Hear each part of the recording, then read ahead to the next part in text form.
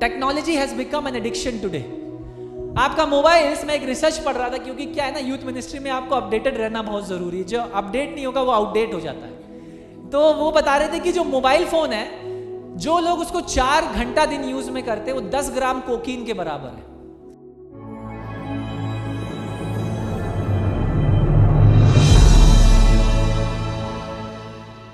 एक कहानी को आपके सामने रखना चाहता हूं और कोशिश ये करेंगे सीखने की उस कहानी से हम लोग क्या सीख सकते हैं आज की सुबह। यहोशू की पुस्तक, उसका 6वां अध्याय, Joshua, the book of Joshua chapter 6। A very interesting story, एक बहुत ही रोमांचक कहानी वहां पर मौजूद है। और मैं चाहता हूं कि हम लोग थोड़ा सा समय ध्यान लगाकर, इधर उधर हमारा ध्यान ना जाए।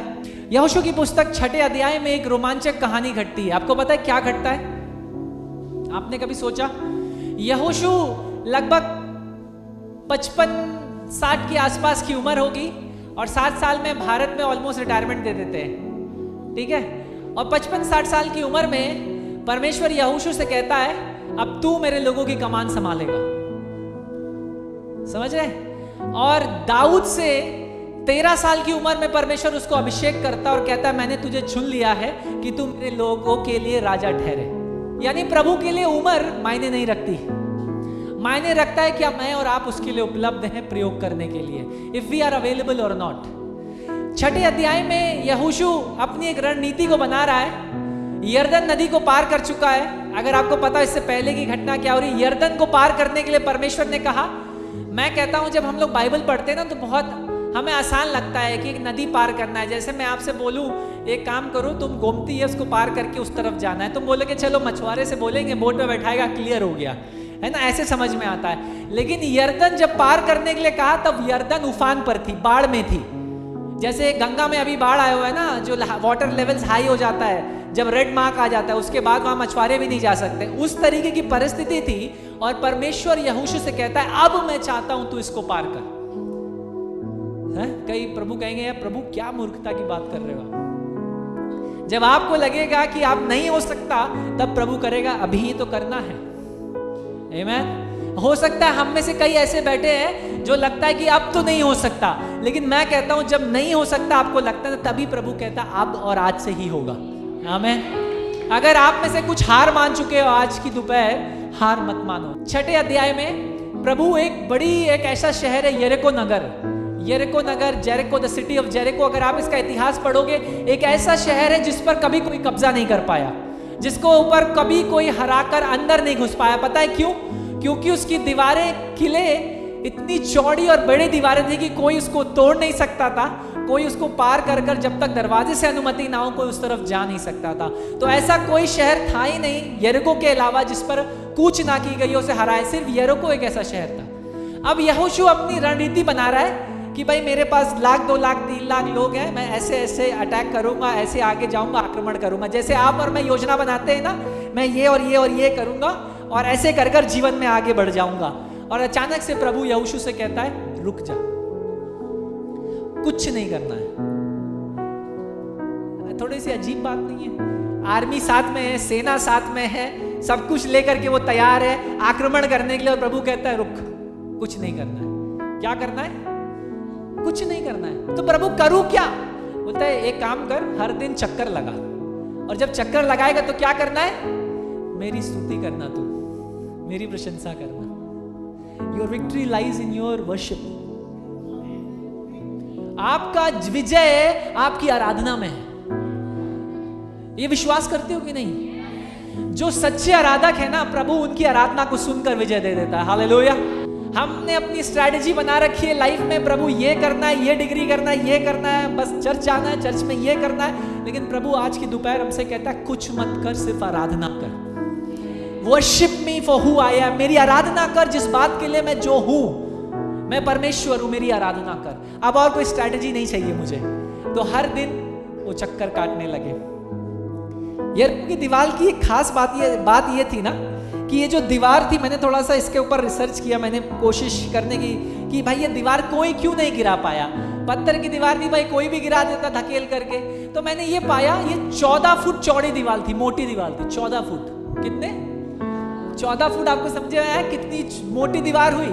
उस दीवार के ऊपर आप देखते होंगे पुराने जमानों की मूवीज में ना रथ दौड़ते थे ऊपर, तो उसी तरीके से यरीहो के ऊपर रथ तैनात रहते थे, सब धनुष बाण लेकर के अटैक करने के लिए कोई दीवार के पास आ जाए। तो दीवार को गिराने का तो कोई तरीका था नहीं, 14 फुट की दीवार आप कैसे गिराओगे? एक ही तरीका था, सुरंग बनाकर नीचे से निकल जाओ। लेकिन सुरंग कैसे बनाओगे? सामने चैरियट से रथ तैयार है, वो आक्रमण कर देंगे। तो हर दिन यहोशू अपनी सेना के संग चक्कर लगा रहा है, और ऊपर से ये लोग देखते होंगे और क्या कहते होंगे? यार क्या मूर्ख लोग हैं, हंसते होंगे, मैं तो कहता हूं थूकते भी होंगे, परमेश्वर का मजाक बनाते हो। कई बार प्रभु आपको ऐसे काम करने के लिए कहेगा, दूसरे आपका मजाक बनाएंगे, और हो सकता है बना रहे हो वर्तमान में, लेकिन वही परमेश्वर इस बात को संभव करके दिखाएगा कि वो उन बातों में भी अपनी महिमा प्रकट कर सकता है। हालेलुया। क्योंकि ना तो बल से, ना तो शक्ति से, लेकिन आत्मा के द्वारा सब कुछ संभव है। हालेलुया। तो आज की दोपहर अगर हम ये विश्वास करें प्रभु कि मेरे टैलेंट से नहीं, मेरी काबिलियत से नहीं, मेरी पढ़ाई से नहीं, लेकिन मेरी आराधना में मेरा छुटकारा है। हालेलुया। तो यहोशू 6 के दिन चक्कर लगा रहा हो, मान लो यहोशू के अपोजिट साइड आप और मैं होते तो क्या करते? मूर्ख है यार, चलो हंसो इसके ऊपर। वो लोग भी यही कर रहे थे, हंस रहे थे, उनका मजाक उड़ा रहे थे, हर दिन यही हो रहा था। और 7वें दिन परमेश्वर ने क्या करना? 7 बार चिल्लाना, और 7वीं बार एक जोर की आवाज से सारी तुरई एक साथ फूंक देना। आपको पता है क्या हुआ 7वें दिन? दीवार गिर गई, नींव से गिर गई। आपको पता है दीवार ना आगे गिरी ना पीछे गिरी। क्यों नहीं गिरी पता आपको? क्योंकि हम सिर्फ बाइबल पढ़ के पास से निकल जाते हैं, भैया हमको जानने की जरूरत नहीं है। क्योंकि अगर इस तरफ गिरती तो यहोशू के लोग थे, उस तरफ गिरती तो परमेश्वर का वादा यह था कि मैं तुम्हारे हाथों से इन्हें समाप्त करूंगा। दीवार पूरी नीचे चले गई। इसका मतलब यह था कि एक उंगली परमेश्वर ने ऐसे रखी, मैं ऐसे सोचता कि उंगली रखी और दबा ऐसे दबाता हुआ नीचे ले गया। पुराने नियम में भूकंप आते थे, देखा आपने? पृथ्वी मुंह खोलती थी और लोग नीचे चले जाते थे। ऐसा ही कुछ हुआ। जब इब्रानियों की भाषा में आप बाइबल को पढ़ोगे तो समझ में आएगा, परमेश्वर की उंगली ने उसको ऐसे छुआ और दीवार नीचे चले गई, और यहोशू सामने निकल गया ना, उसके सामने कुछ था ही नहीं। जैसे मैं मूसा के साथ था वैसे ही मैं तेरे साथ रहूंगा, ये वादा था। हालेलुया। मूसा के लिए उसने पानी को 2 भागा किया। उसने कहा कि प्रभु जैसे तू मूसा के साथ था मैं तेरे संग चलूंगा। तो प्रभु ने दीवार को ही समाप्त कर दिया, जा अब तू जीत। ये है प्रभु की रणनीति आपकी और मेरे लिए। आज की दोपहर हम लोग अपने अपने प्लान्स को लेकर, अपने अपने एजेंडा को लेकर हम लोग चर्च आते हैं ना, कलीसिया रविवार को, तो हमारे पास एजेंडा होता है। क्या एजेंडा होता है? आज पादरी साहब से इस बात की दुआ करानी है, आज भैया के साथ बैठना है, क्योंकि भैया से ना इस गीत पे मुझे कुछ लिखवाना है, इस गीत पे कुछ भैया का फीडबैक। एजेंडा के साथ आते हैं प्रभु के सामने, एजेंडा के संग, उद्देश्य के संग मत आओ सिर्फ आराधना करने के लिए। Come to worship the king of kings and the lord of lords. उसकी प्रभुओं के प्रभु और राजाओं के राजा की आराधना करने के लिए हम आए, और हमारा विजय सिर्फ हमारा आराधना में हो जाएगा। इसलिए चर्च मत आओ कि आपको छंगाई चाहिए, इसलिए चर्च मत आओ कि पास्टर फोन करेगा पूछेगा रविवार को क्यों नहीं आए, इसलिए यूथ मीटिंग्स में मत लाओ क्योंकि भैया पीछे लग जाएंगे क्यों नहीं आए। इसलिए आओ क्योंकि मुझे राजा के संग संगति करनी है। और जब ये उद्देश्य हो जाएगा ना, अपने आप कई बातों पर ऐसे ही विजय मिल जाएगी, कुछ नहीं करना पड़ेगा। यहाँ यहोशू को कुछ नहीं करना पड़ा, उसको सिर्फ आराधना करने के लिए कहा परमेश्वर ने। अब आप बोलेंगे भैया ये हम अपने जीवनों में कैसे अप्लाई करें? आज तो कोई दीवार दिखती नहीं है सामने जरीको जैसी जिसको हम गिराए। कई लोग तैयार है अभी विश्वास से भर के कि हम भी दीवार गिराएंगे, है ना? तो आज के दिन ना ये संसार दीवारों से भरा हुआ है। आपके जीवनों में डर की दीवारें हैं, आपके जीवनों में ना दोष की, गिल्ट की दीवारें हैं, आपके जीवनों में गुस्सा भरा हुआ है, उसकी दीवार है। आपने अपने आप को छुपा रखा है, आप कलीसिया में कुछ और हो, दोस्तों के सामने कुछ और हो, घर में कुछ और हो। There are walls that you are hiding। एक ऐसी दीवारें जिनके पीछे आप और मैं छुपते हैं। गुस्से की दीवार, नफरत की दीवार, जलन की दीवार, घृणा की दीवार, है ना, अविश्वास की दीवार, वायलेंस। हम किसी को देखते हैं ना तो हमें मारने का मन करता है ना, उसकी दीवार, है ना। मैं तो कुछ किसी लायक नहीं हूं, कोई मुझसे प्यार नहीं करता, इसके पीछे छिपना, इस बहाने के पीछे। अरे भाई कौन तुमसे बोला तुमसे कोई प्यार? कोई भी ना करे, लेकिन बाइबल क्या कहती है? जैसे माँ संभालती है वैसे यीशु संभालेगा। हालेलुया। यानी माँ और बाप से भी ज्यादा प्यार करने वाला परमेश्वर हमारे पास है। तो तुम संसार की क्यों सुनते हो? डिप्रेशन की दीवारें, निराशा है, हम डिप्रेस हैं। क्यों? क्योंकि लाइफ में कुछ अचीव नहीं कर पाए। अरे भाई अभी भी कुछ नहीं बिगड़ा है, 10% ही गया, 90% अभी भी तुम्हारे पास बचा है life, right? Don't regret, it is never too late, never too late. देरी नहीं हुई है। आज भी अगर हम प्रभु के पास वापस आ जाए तो प्रभु उस उड़ाऊ पुत्र के पिता के समान जो दरवाजे पे खड़ा आज भी हमारे को ताकता है कि आज मेरा बेटा और बेटी वापस लौट आएगा। आमीन। एडिक्शन, नशे की दीवारें। अब आप बोलेंगे भैया हम तो कोई नशा नहीं करते, हम तो बहुत अच्छे बच्चे, प्रेज द लॉर्ड। आपके पास हो सकता है सिगरेट का नशा ना हो, दारू का नशा ना हो, मोबाइल का नशा है आपके पास। Technology has become an addiction today. आपका मोबाइल, इसमें एक रिसर्च पढ़ रहा था, क्योंकि क्या है ना, यूथ मिनिस्ट्री में आपको अपडेटेड रहना बहुत जरूरी है। जो अपडेट नहीं होगा वो आउटडेट हो जाता है। तो वो बता रहे थे कि जो मोबाइल फोन है, जो लोग उसको 4 घंटा दिन यूज में करते हैं, वो 10 ग्राम कोकीन के बराबर है। कोकीन समझ में आता है? कोकीन सबसे हानिकारक नशों में से है। 10 ग्राम कोकीन आप हर दिन ले रहे हो। अगर 4 घंटा आप लाइव हो, मतलब आपका स्क्रीन टाइम 4 घंटा, अभी मैं एवरेज निकालने के लिए कहूंगा सबके फोन 4 घंटे से ऊपर होंगे। सच है? 10 ग्राम कोकीन आप डेली ले रहे हो। किसी नशे को करने की जरूरत नहीं है। Your friends have become your addiction. आपके मित्र आपका नशा बन चुके हैं। आप कलीसिया छोड़कर मित्रों के संग पार्टी करने के लिए तैयार हो। ये सच है। आपकी पढ़ाई आपका एडिक्शन बन चुका, आपका करियर आपका। मैं उसके खिलाफ नहीं हूं, बाय द वे। मेरे चर्च में, हमारे कलीसिया में, हमारे जवानों में हम सबको पर्सनली करियर काउंसलिंग, सबको पर्सनली मोटिवेट करते हैं सबसे बेस्ट प्रभु के लिए अचीव करने के लिए। हम प्रार्थना करते हैं हमारी कलीसियाओं से IAS, IPS, इंजीनियर्स, डॉक्टर्स निकले। ये हमारा एक ड्रीम है यूथ मिनिस्ट्री में। लेकिन वो ड्रीम आइडल नहीं बन सकता, प्रभु का स्थान नहीं ले सकता। कहाँ थे भैया? मैं ना कोचिंग में था संडे को, इसलिए चर्च नहीं आया। See I am not against coachings. यार एक दिन 6 दिन करो ना, 6 दिन है, पढ़ाई करो। Give 1 day to the lord. एक दिन प्रभु के लिए क्यों नहीं दे सकते हैं? Why not? 6 दिन पढ़ो ना। सारी पढ़ाई संडे को ही होगी क्या? हमारी दुविधा यह है कि भारत में सारे सरकारी एग्जाम रविवार के दिन पढ़ते हैं, जितने कॉम्पिटिटिव एग्जाम्स हैं। एग्जाम्स के लिए मैं एक्सक्यूज, ठीक है चलो एग्जाम है दिया, लेकिन यार coaching you can, guys can do it, right? तो कब तक हम इस नशों के पीछे छुपेंगे?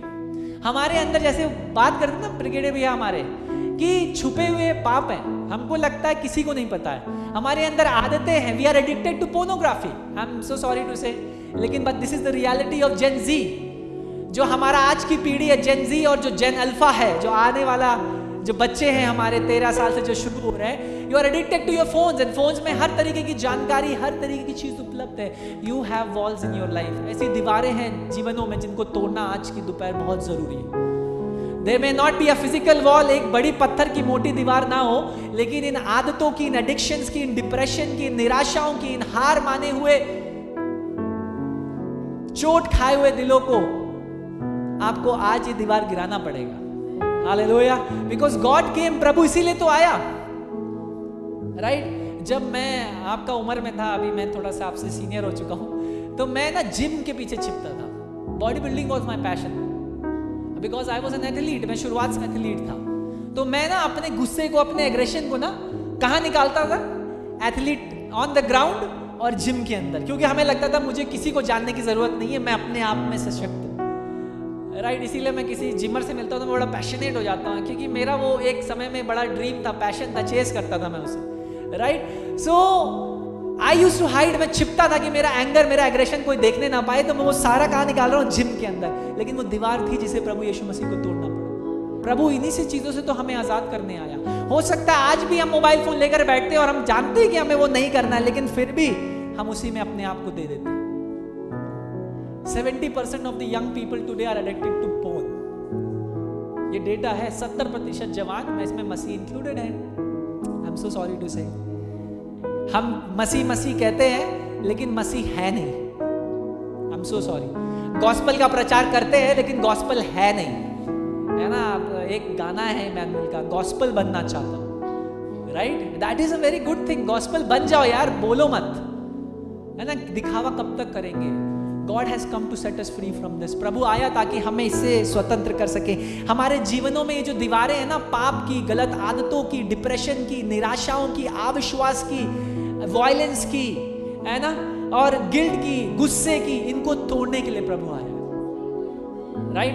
तो हमारे पास भी दीवारें हैं जो आज की दोपहर प्रभु गिराना चाहता है।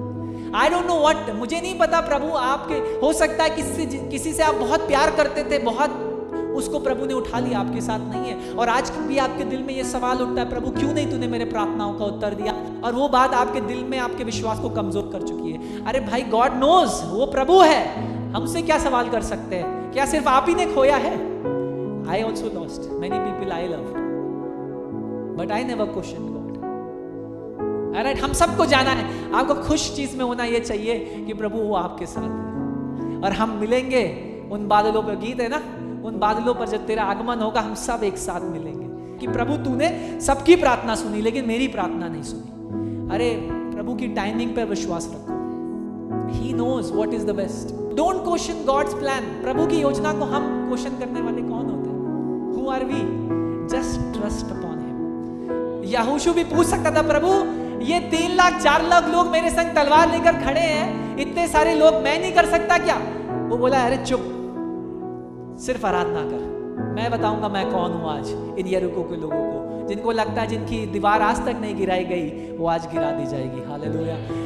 आपको अगर लगता था प्रभु इससे, इस पाप से, इस आदत से, इस गुस्से से, इस निराशा से, इस टूटे पद से मैं कैसे बाहर निकलूं, मैं बोलता हूं आज की दोपहर प्रभु आपको आजाद करेगा।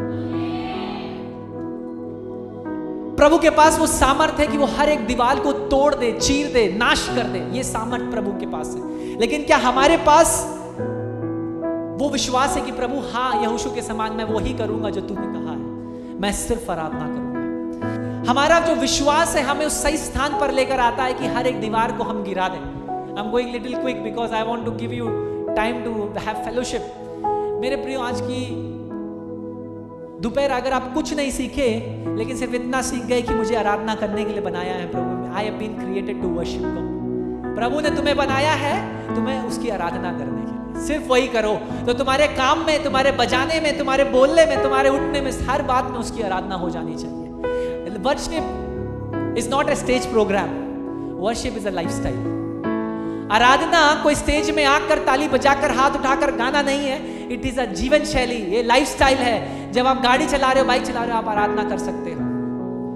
David says, Lord I will worship, मैं अपने मुख से निकलने वाली हर एक बात से लॉर्ड तेरी आराधना करूंगा, तेरी स्तुति करूंगा। Let everything that I have, let every breath that I have praise God. मेरी अंतिम सांस तक मैं प्रभु यहोवा की आराधना करूंगा। I pray that all of us will become real worshippers. हम सब सच्चे आराधक बन जाए और सही विश्वास के साथ परमेश्वर के निकट आए। और जब सही विश्वास के साथ परमेश्वर के निकट आएंगे, वो हर एक दीवार को गिरा सकता है, हर एक दीवार को। मुझे नहीं पता, आपको लगता है प्रभु ये आदत इतनी पुरानी है, 15 साल 20 साल कैसे छूटेगी? अरे भाई, जब 38 साल से लकवाग्रस्त व्यक्ति को सिर्फ वो एक बार बोलने में उठ और चल वो खड़ा कर सकता है, तो आपकी आदत क्या बड़ी चीज है। आमीन। जब HIV के पेशेंट को वो चंगा कर सकता है, तो आपकी आदत कौन सी बड़ी चीज है।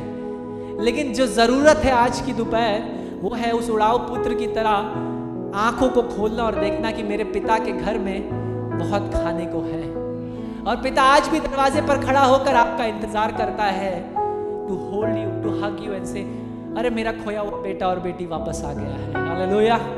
वो it is never too late for God. ये प्रभु के लिए कभी भी देरी नहीं होती मेरे प्रिय। वो कैसी भी आदत क्यों ना हो, वो कैसा भी डिप्रेशन, निराशा क्यों ना हो, वो कैसा भी टूटापन ना हो क्यों ना हो, वो कैसा भी धोखा क्यों ना हो जो हमने खाया हो जीवन में, let us come to God with true faith, एक सच्चे विश्वास के साथ कि प्रभु तू इस दीवार को गिरा। हालेलुया।